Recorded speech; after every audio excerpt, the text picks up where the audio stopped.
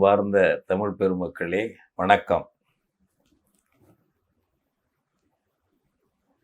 உலக நடப்பாக, உள்ளூர் நிகழ்வாக நடந்து கொண்டிருக்கின்ற ஒரு போக்கு, முக்கியமான ஒரு அரசியல் போக்கு துல்லியமாக அடையாளப்பட்டு வருகின்ற காலம் இது. உன்னதமான லட்சியங்களை பேசிக்கொண்டு நடந்த உலக அரசியல்கள் சாரத்தில் இன அரசியலாக, இன ஆதிக்க அரசியலாகத்தான் நடந்திருக்கின்றன என்பது அம்பலமானது. உலக ஆதிக்கத்தின் இரட்டையர்களாக, போட்டியாளர்களாக செயல்பட்டு கொண்டிருக்கும் டொனால்ட் ட்ரம்ப், விளாடிமிர் புதின் ஆகியோருடைய அரசியல் என்பதும் இன ஆதிக்க அரசியல் என்பது வெட்ட வெளிச்சமாகி இருக்கிறது. அமெரிக்கா பாலஸ்தீனத்தில் அன்றாடம் ஆயிரம் பல்லாயிரமாய் அப்பாவி மக்கள் இனப்படுகொலை செய்வதற்கு யூத வெறியர்களுக்கு, இஸ்ரேலியர்களுக்கு துணை போகிறது, எல்லா உதவியும் செய்கிறது. உக்ரைன் என்ற பக்கத்து நாட்டு இனத்தை அழிக்க புதின் அன்றாடம் கொடும் போர் நடத்தி பல்லாயிரம் பேரை கொன்று வருகிறார். இவையெல்லாம் வெட்ட வெளிச்சமானவை. கடந்த காலங்களிலும் இவற்றையெல்லாம் இந்த இன ஆதிக்கத்தை மறைத்துத்தான் பொது நன்மை போல் பேசி வந்திருக்கிறார்கள்.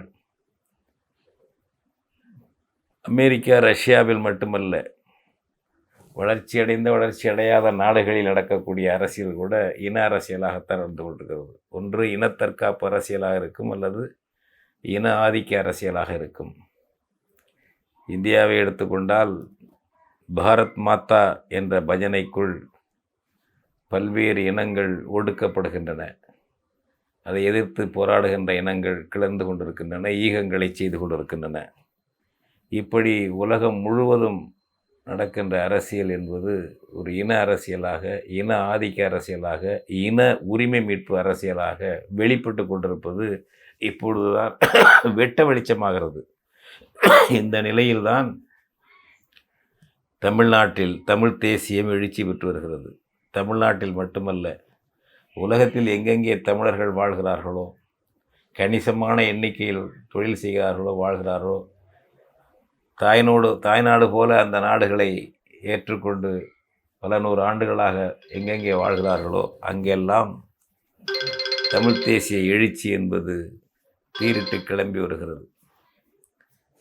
இதை கற்பனையாக நாம் சொல்லவில்லை. தமிழ்நாட்டிலே நடக்கின்ற தமிழ் தேசிய எழுச்சியை எல்லாரும் பார்த்து கொண்டிருக்கிறோம். மற்றவர்கள், தமிழ் தேசியத்தை ஏற்காதவர்களும் எதிர்ப்பவர்களும் கூட பார்த்து கொண்டிருக்கிறார்கள். அண்மையில் நாங்கள் வட அமெரிக்கா சென்றோம். ஆய்வாளர் மாசோ விக்டர் அவர்கள், தம்பி மன்னர்மன்னன் அவர்கள், நான் 3 பேரும் சென்றோம். அவர்களுடைய வட அமெரிக்க பேரவையினுடைய 35ஆம் மாநாட்டில் கலந்து கொள்வதற்காக வட அமெரிக்கா சென்றோம். பெட்னா மாநாட்டில் கலந்து கொண்டு விட்டு 1 மாதத்திற்கு மேல் பல்வேறு நிகழ்ச்சிகளை அங்கே பங்கு கொண்டோம், இலக்கிய நிகழ்ச்சிகளில். அங்கேதான் பீரிட்டு கிளம்பிய தமிழின எழுச்சியை, தமிழ் தேசிய முழக்கத்தை எங்களால் பார்க்க முடிந்தது.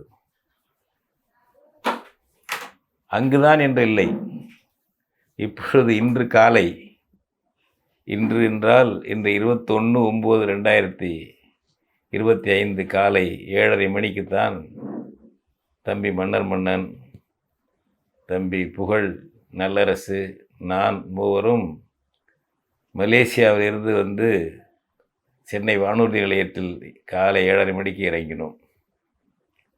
அந்த மலேசியாவில் 1 வாரத்திற்கு மேல் நிகழ்வுகளில் கலந்து கொண்டோம். மலேசியாவில் அங்கே இருக்கக்கூடிய தமிழ்ச்சமய பேரவை தமிழ்ச்சமய 5ஆம் மாநாட்டை எழுச்சியோடு நடத்தியது. அந்த மாநாட்டிலே கலந்து கொண்டோம். அதன் பிறகு பல்வேறு நிகழ்ச்சிகளில் பங்கேற்றோம். பெரிய அளவுக்கு தமிழ் இன உணர்ச்சி, தமிழ் தேசிய உணர்ச்சி அங்கே பீரிட்டு கிளம்புகிறது. இப்படி எல்லாம் கிளம்புவதற்கு என்ன காரணம்? எதிர்வகையாக ஆதிக்க இன அரசியல்கள் மற்ற இனங்களை மட்டம் தட்டுவதும் புறக்கணிப்பதும் மற்ற இனங்களுக்கு அநீதி இழைப்பதும் பல ஆண்டுகளாக அரங்கேறி வரும் நிலையில் இப்பொழுது அந்த ஆதிக்க இனங்களுடைய சூழ்ச்சிகள் அம்பலப்பட்டு போய்விட்டன. அவர்கள் உலகமயம் என்று பேசினார்கள் 90களிலே. இதே அமெரிக்காதான் இப்பொழுது உள்ளூர் மயம் என்று சொல்லி வெற்றி பெற்றிருக்கிறார் டொனால்டு ட்ரம்ப். குடியுரிமை, அதாவது அங்கே நிரந்தரமாக வேலை செய்பவர்களுக்கு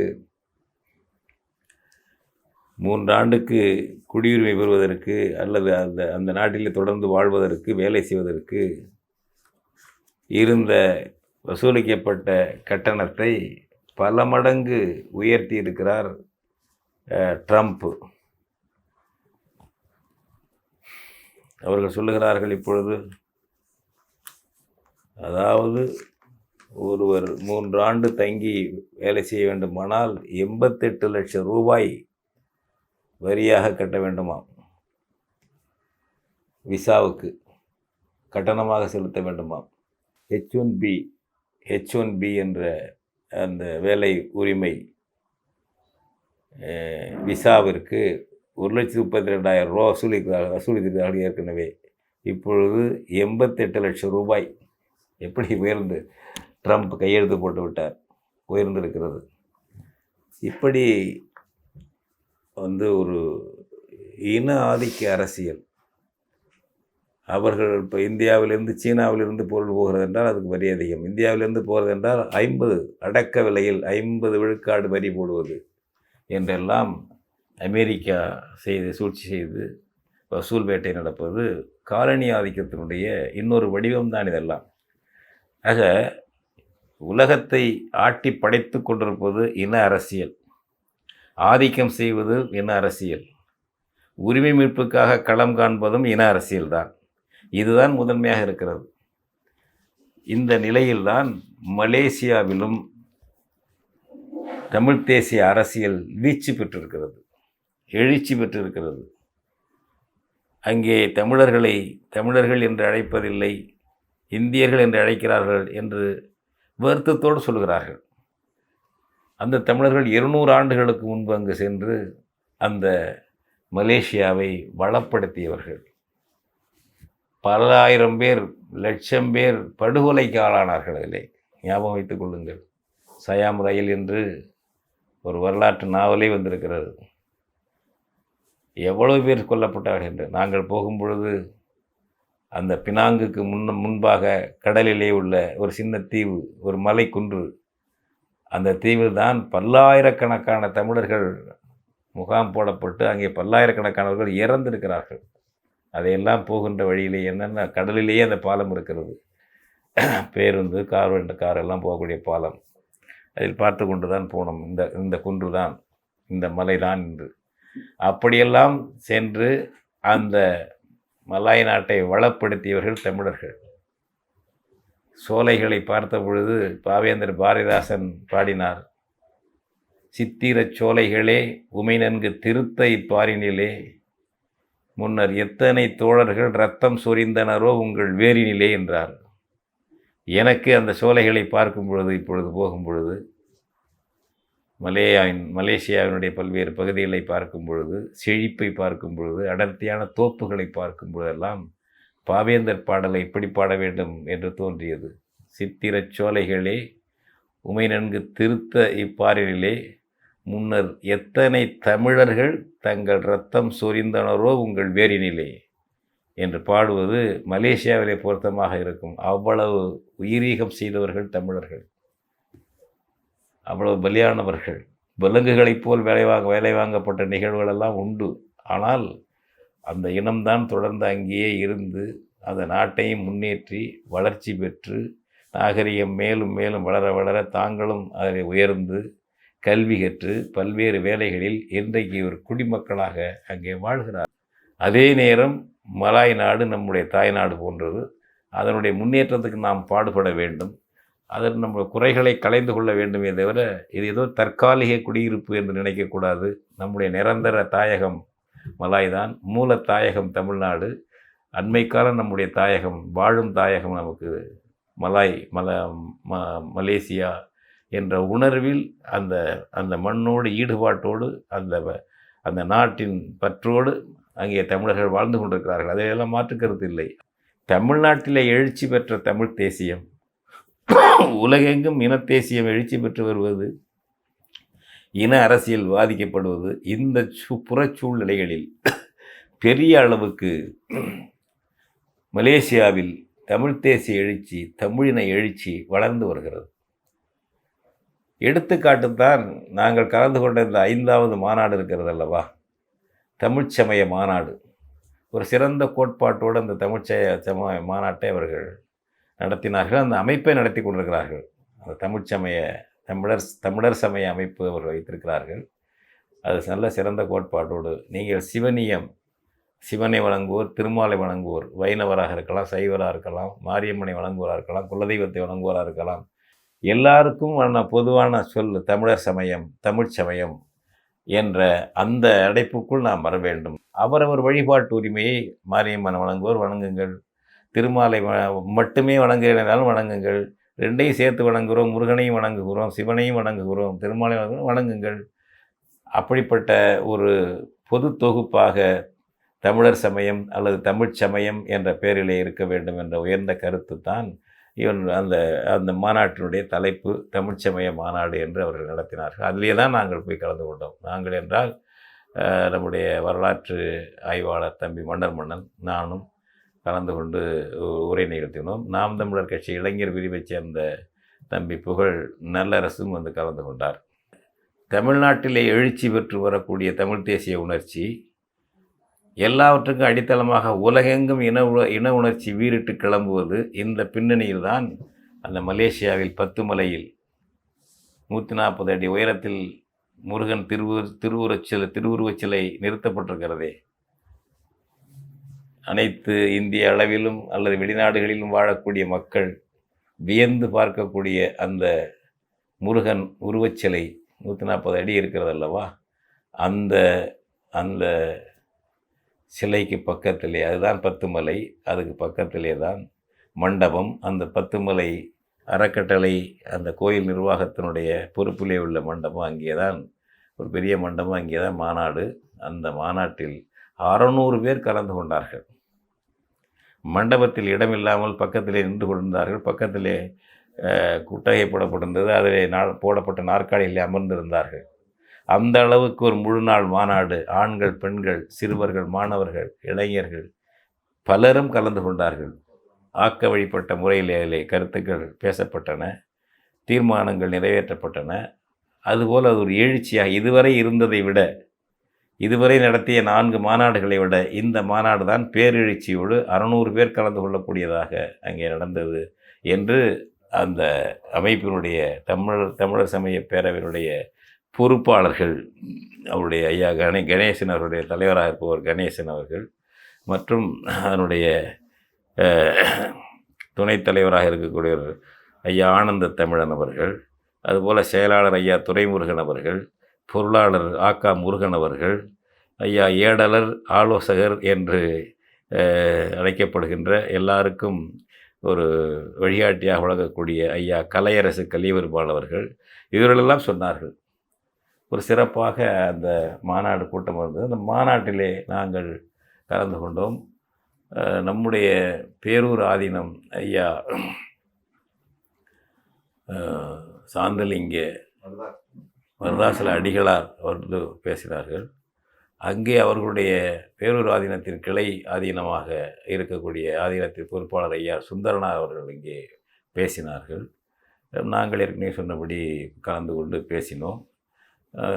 ஒரு எல்லாருமே ஒரு நம்பிக்கையோடு எழுச்சியோடு பல்வேறு வழிபாடுகள் கொண்ட, முருகனை வழிபட்டாலும் சரி, பெருமாளை வழிபட்டாலும் சரி, சிவனை வழிபட்டாலும், மாரியம்மனை வழிபட்டாலும் ஒன்றாக ஒரு சமயமாக நாம் செயல்பட வேண்டும், காட்டப்பட வேண்டும்.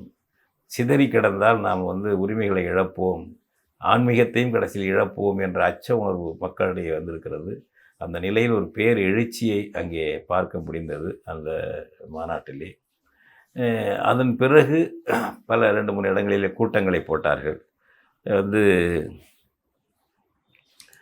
பாறைக்குந்தா பேரா என்ற இடத்திலே 18/9/2025 அன்று ஒரு அரங்க கூட்டம். அதனுடைய அந்த அமைப்பினுடைய தலைவர் தமிழர் வாழ்வியல் இயக்கம் என்று பெயர். அந்த அமைப்புக்கு தமிழர் வாழ்வியல் இயக்கம். அதனுடைய தலைவர் ஐயா முருகையன் தலைமை தாங்கினார்கள். அதனுடைய செயலாளர் ஐயா தமிழ்ச்செல்வம் முன்னிலை வகித்தார்கள். அப்படி அவருக்கு வைத்திருந்த தலைப்பு தமிழர் இறையாண்மையும் இறை இயலும். இந்த தலைப்பை நீங்கள் புரிந்து கொள்ளலாம். தமிழர் இறையாண்மையும் இறை இயலும் என்று அவர் வைத்திருந்தார்கள். இப்படி அதில் சிறப்பாக எழுச்சியாக அந்த கூட்டம் நடந்தது. நாங்கள் கலந்து கொண்டு பேசினோம். அதுபோல் அடுத்து மறுநாள் அந்த கம்பார் நகரத்தில் கூட்டம் நடந்தது. அங்கேயும் இதுபோல் ஒரு இன எழுச்சி கூட்டம்தான். அது நடத்தியவர்கள் தமிழர் விழிப்புணர்வு இயக்கம். அதை நடத்தியவர்கள் தமிழர் விழிப்புணர்வு இயக்கம் என்ற தலைப்பிலே செயல்படக்கூடியவர்கள் அந்த கூட்டத்தை நடத்தினார்கள். அதுக்கு தலைமை தாங்கியவர் அவருடைய தலைவர் தினகரன் தமிழரண் அவர்கள்தான் அந்த நிகழ்ச்சிக்கு தலைமை தாங்கினார். அந்த இயக்கத்துக்கும் அவர் தான் தலைவராக இருக்கிறார். செயலாளர் தங்கையா. அதுபோல் தமிழர் விழிப்புணர்வு இயக்கம் மட்டுமல்ல, தமிழ் தேசிய பேரவை என்ற அமைப்பு அங்கே வைத்திருக்கிறார்கள். அந்த அமைப்பினுடைய தலைவர் அங்கே வாழ்த்துரை வழங்கினார். சிறந்த கருத்துக்களை அவர்கள் பேசினார்கள். தமிழ் திறன் என்று அவர் பெயர். அப்படி நாங்களும் பேசினோம். தம்பி மன்னன் நானெல்லாம் பேசினோம். ஒரு நல்ல ஒரு கருத்தரங்கமாக கடைசி வரலும் 11 மணி வரை நடந்ததுங்க கூட்டம். இரவு 11 மணி வரைக்கும் அந்த கூட்டம் நடந்தது. அப்படி நடந்துச்சு. மறுநாள் 20ஆம் தேதி நாங்கள் கடைசி நாள் ஒரு ஐயா பெரியவர் அருள் முனைவர் என்று பெரியவர், அவர் ஒரு இரவு உணவு அருந்தி கொஞ்சம் உட்காந்துட்டு கலந்து பேசிக்குவோம் வாங்கன்னு கூப்பிட்டார் ஒரு விடுதிக்கு, உணவகத்துக்கு. அந்த விடுதியும் தமிழர் நடத்தக்கூடிய விடுதி. அந்த விடுதியில் ஒரு பக்கத்தில் உட்காந்து பேசுவோம். அங்கே போய் பார்த்தா அதில் மாடியில் ஒரு சின்ன கூட்டமே சாப்பிட்டுட்டு அப்படி கூட்டம் நடத்துறதுக்கான மேடை இருக்குது, எல்லாம் இருக்குது. அப்படிப்பட்ட கூட்டத்தை தான் அங்கே ஏற்பாடு பண்ணிட்டாங்க. அப்படி அதில் கலந்துக்கிட்டதுன்னா ஒரு மாநிலத்துடைய காவல்துறை தலைமை ஆணையராக இருந்து பணி ஓய்வு பெற்றவர் தெய்வீகன் என்று அவர் பேர். அவர் கலந்துக்கிட்டு நம்ம தமிழ் இன உணர்வு தமிழ் தேசியம் தான் பேசுகிறார். காவல்துறையுடைய ஒரு மாநிலத்தினுடைய, இப்போ நம்ம இந்தியாவில் பல மாநிலங்கள் போல் அங்கே மாநிலங்கள் இருக்குது. ஒரு மாநிலத்துடைய தலைமை காவல்துறை அதிகாரியாக இருந்தவர். அங்கே ஆணையர்னு வச்சுருக்காங்க அதுக்கு. அந்த பதவியிலிருந்து பணி நிறைவு பெற்றவர் தான் அவர் தெய்வீகன். அவர் அருமையாக அவர் பேசினார். மற்றவர்களும் பேசினார்கள். அந்த உணவகத்தை சேர்ந்தவர்களும் பேசினார்கள். மற்ற அறிஞர் பெருமக்களும் அங்கே கலந்து கொண்டு பேசினார்கள். அது நாங்கள் ஒரு 5-6 பேர் 10 பேருக்குள்ளே இருந்து சாப்பிட்டுக்கிட்டே பேசிக்கிறது, அவங்கவுங்க கருத்துக்கள் சந்தேகங்கள் கேட்டால் பதில் சொல்லிக்கிறது, பேசிக்கிறது என்று தான் அழைக்கப்பட்டு போனோம். அங்கே போனால் தான் இந்த மாதிரி ஒரு கூட்டமாகவே அது நடந்தது. சாப்பிட்ட பிறகு கூட்டமாக நடந்தது. இப்போ எங்களுக்கு பெரிய வியப்பாக போச்சு. பரவாயில்ல, எவ்வளோ இதாக இருந்தாலும் இவ்வளவு ஆர்வமாக இருக்காங்க, நம்ம இருந்து தான் பேசணும் என்ற முறையில் இருந்து பேசணும். இந்த மாதிரி இது நடந்துகிட்ருக்கு. அடுத்தது நாம் எல்லாம் இன்னும் செய்ய வேண்டியது, நம்முடைய பேரரசன் ராஜேந்திர சோழன் கடாரம் சென்று 1000 ஆண்டு ஆகிவிட்டது. கடாரம் வென்றான்னு சொல்லிட்டு இருக்கோம். அந்த கடாரத்துக்கு போனோம். அது கெடா என்ற பெயரிலே இருக்கிறது. ராஜேந்திர சோழனையே இப்போ பேர் போட்டிருக்காங்க. ராஜேந்திர சோழன் இத்தனாவது ஆண்டு வந்தார் அப்படின்னு. மக்களோடு வந்தார், வணிகத்துக்கான தொடர்புகளை ஏற்படுத்தினார் என்றெல்லாம் போட்டிருக்காங்க. அந்த இடத்துல போய் நின்னோம். அவர்கள் காலத்தில் கட்டப்பட்ட சிவன் கோயில் இடிஞ்சு போய் கிடக்குங்க. அந்த காலத்தில் கட்டப்பட்டது. அதை அப்படியே பாதுகாப்பாக வச்சுருக்காங்க. மேலே ஒரு கொட்டாயை போட்டு, ஒரு இந்த ஓட்டு கொட்டாயை போட்டு அது கரைஞ்சி போயிடாமல் வச்சுருக்காங்க. அது மாதிரி 2-3 கட்டடங்கள் இருக்குது அப்போ கட்டப்பட்டது. இப்போ நிறைய நீங்கள் அதை பார்த்தீங்கன்னா மலைப்பகுதி, கடுமையான நல்ல மலைகள் அடுக்கடுக்காக இருக்குது. அந்த இடத்துல 1000 ஆண்டுக்கு முன்னாடின்னா, இன்னும் சொல்லப்போனால் இன்னும் 2000 ஆண்டுக்கு முன்னாடியே இங்கே தமிழர்கள் இருந்திருக்கிறாங்க. அங்கே என்ன பக்கத்தில் அதெல்லாம் அங்கே போட்டிருக்காங்க. இரும்பு கிடச்சிருக்கு, இரும்பு உருக்கியிருக்காங்க. இப்போ நம்ம சிவகலை சொல்கிறோமே, நம்ம இதெல்லாம் அனுப்பி வெளிநாட்டிலேருந்து ஆய்வு வந்து நம்ம அதை வெளிப்படுத்துறதுனால சிவகலை இப்போ 5000 ஆண்டுக்கு முன்னாடி நம்ம இங்கே இருந்திருக்குன்னு சொல்லி நம்ம பேசுகிறோம். இப்போ அவர்கள் எழுதியே போட்டிருக்காங்க, 5800 ஆண்டுகளுக்கு முன்பு இங்கே வந்து இரும்பு உருக்கு இடம் இது அப்படின்னு சொல்லி, அது ஒரு படிவம் ஒரு கட்டடம் சின்னதாக இருந்து அதை அப்படியே மேலே கூரை போட்டு வச்சுருக்காங்க. இப்போ நம்ம தமிழர்கள் தான் வாழ்ந்துருக்கணுங்க. ஏன்னா அந்த ஊர் பேர் வந்து மலைநாடு தான், அதுதான் மலேசியா ஆச்சு. ஞாபகம் வச்சுங்க, மலைநாடு தான் மலேசியா ஆச்சு. அப்படி பல செய்திகள் எல்லாம் தமிழ்லேருந்து போனதாங்க நல்லா தெரியும். ராஜேந்திர சோழன் போனது பிற்காலத்தில் ஒரு 1000 ஆண்டுக்கு முன்னாடி. அதுக்கெல்லாம் 2000 ஆண்டுக்கு முன்னாடியே அங்கே தமிழர்கள் வாழ்ந்திருக்கிறார்கள், பரவி இருக்கிறார்கள். அப்போ தான் நம்ம வணிகத்திற்காக கப்பல் ஓட்டி கொண்டு பல நாடுகளுக்கு போனவங்க அப்படின்னு. ராஜேந்திர சோழன் கூட கடல் வழியாக சீனத்துக்கு வணிக உறவு உண்டாகத்தான் போனார்னு தெரிகிறது. என்னென்னா ஸ்ரீவிஜய அரசு என்பது இந்தோனேஷியாவிலிருந்து அட்டூழியம் பண்ண ஒரு அரசு, மோசமான அரசு. அந்த அரசை வீழ்த்திட்டு அங்கேயும் ஒரு ஜனநாயகமாக நியாயமான ஒரு அரசு அமைப்பு உருவாக்குறதுக்கு துணை செஞ்சுருக்கார் ராஜேந்திர சோழன். அந்த வழியாக தான் அங்கே போயிருக்காங்க. அப்புறம் கம்பூச்சியாக போனதெல்லாம் இப்போ அங்கே ஒரு வாழ்த்துதெல்லாம் நம்ம இன்றைக்கி கோயில் இருக்கிறத பார்க்குறோம். அதுக்கு முன்னாடியே தமிழர்கள் அங்கே வணிகத்துக்கு போயிருக்காங்கன்னு தெரியுது. அந்த வணிகத்தை 2000 ஆண்டுக்கு முன்னாடி. நான் என்னுடைய யூகமாக நினச்சது, இப்போ சிலப்பதிகாரத்தை படிக்கும்போது நமக்கு தெரிகிறது, கரிகாலன் வடநாட்டுக்கு போனார். அந்த நாடு, மகத நாடு, அந்த நாடு இதெல்லாம் இந்த பல நாட்டுக்கு போனார். போய் இமயமலை வழியாக சீனாத்துக்கு வணிக பாதையை உருவாக்குவது தான் அவருடைய வேலை.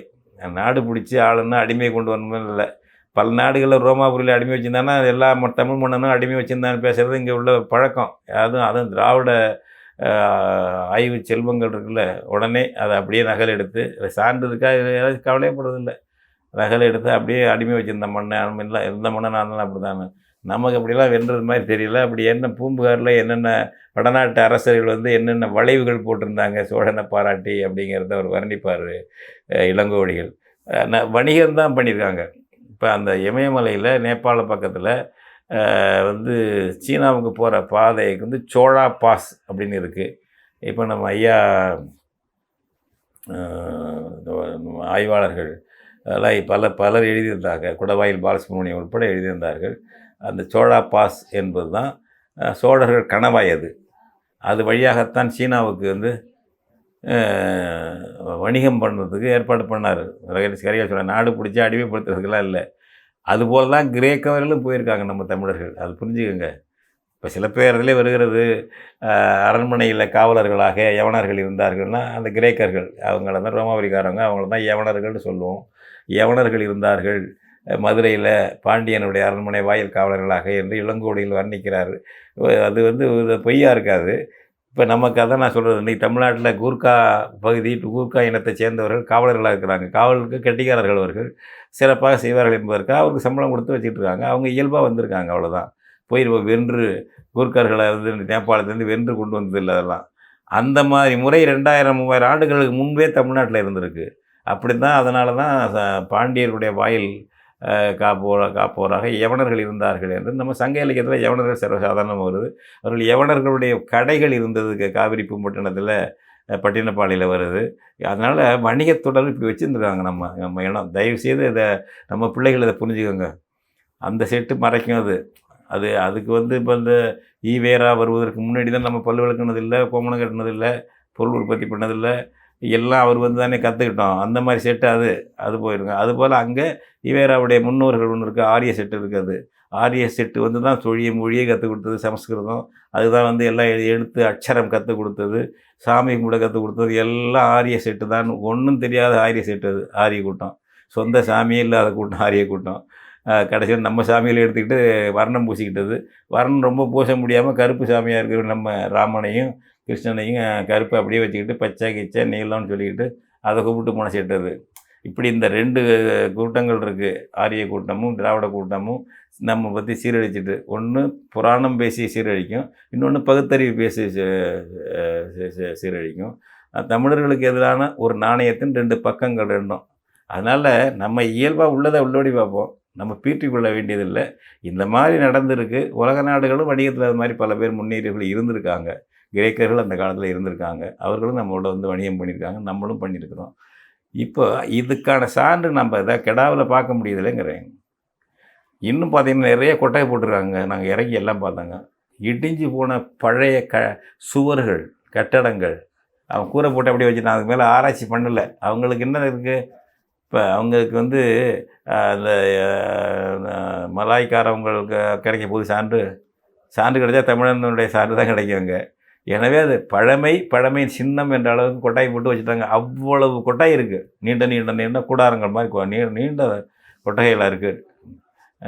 நீட்டு வாக்கில் போட்டு வச்சுருக்காங்க. அவ்வளவும் கட்டடங்கள், கட்டுமானங்கள் இடிஞ்சு சிதறினது ஆயிரக்கணக்கான ஆண்டுகளுக்கு முன்னாடி. ஞாபகம் வச்சுங்க. இப்போ இதெல்லாம் நம்ம அங்கே பார்க்க முடியுது. இன்னும் அதை நல்லா ஆய்வு பண்ணவங்களாம் இருக்காங்க. எனவே நமக்கு வந்து இதையெல்லாம் பார்க்க வந்து நம்ம வாழ்ந்த இனம் இப்படி விழுந்து கிடக்கிறோமே என்ற வேகமும் வருது. தமிழ் தேசிய எழுச்சியும் வருகிறது. அது இப்போ அந்த எழுச்சி தான் மலேசியாவில் நம்ம தமிழர்கள்ட்ட வந்துருக்கு. அதை ஆக்கப்பூர்வமாக பயன்படுத்தணும். நம்ம ஆக்கப்பூர்வமாக பயன்படுத்தணும். அங்கே உள்ள தமிழர்களுக்கு வந்து ஒரு சம உரிமை வேணும். அதுக்கு இங்கே மலாய்க்காரங்களாக இருந்தாலும் சரி, சீனர்களாக இருந்தாலும், தமிழர்களாக இருந்தாலும் சம உரிமை வேணும். வரலாற்று வழியில், வரலாற்று அடிப்படையில் வந்தாச்சு. அதுதான் அவங்களுக்கு தாயகமாக இருக்குது. பல பேர் தமிழ்நாட்டு தமிழர்கள், அவர்களுக்கு தமிழ்நாட்டில் எந்த பகுதியை சேர்ந்தவங்கன்னே தெரியாது. எந்த பகுதியில் இருந்தவங்கன்னே தெரியாதுங்க. இங்கே சொல்கிறாங்க கோயம்புத்தூர் பக்கங்கிறாங்க, ஈரோடு பக்கங்கிறாங்க என் முன்னோர்கள், ராமநாதபுரம் பக்கம்னு சொல்கிறாங்க. இதுதான் சில பேர் சொல்கிறாங்க. எந்த ஊர் என்ன தொடர்பே இல்லை.